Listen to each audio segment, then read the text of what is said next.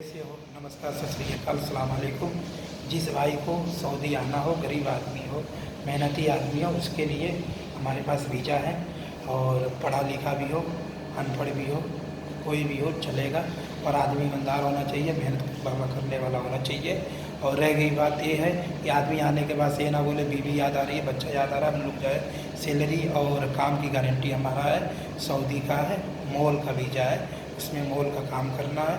Trolley का है, जैसे अरबी लोग को सामान ट्राली लेके उसके अंदर जो आदमी सऊदी हैं उनको पता है ट्राली का काम है। उसमें डेली का 2-4 10-20 रियाल मिलते रहता है। उसमें हमारा कॉन्टेक्ट नंबर है, उससे कॉन्टेक्ट करिए। और काम बहुत अच्छा ऊपर का कमाई है, महीने का 2000-2500 तक बन जाएगा। ठीक है, जो ईमानदार आदमी मेहनती हो, गरीब हो, सबसे कम पैसे में उसका काम करवाया जाएगा। ठीक है भाई, लोग हमसे कॉन्टेक्ट करिए। मोबाइल नंबर है 0097433808 523। ये हमारा कॉन्टेक्ट नंबर है, कॉन्टेक्ट करिए। ओके भाई।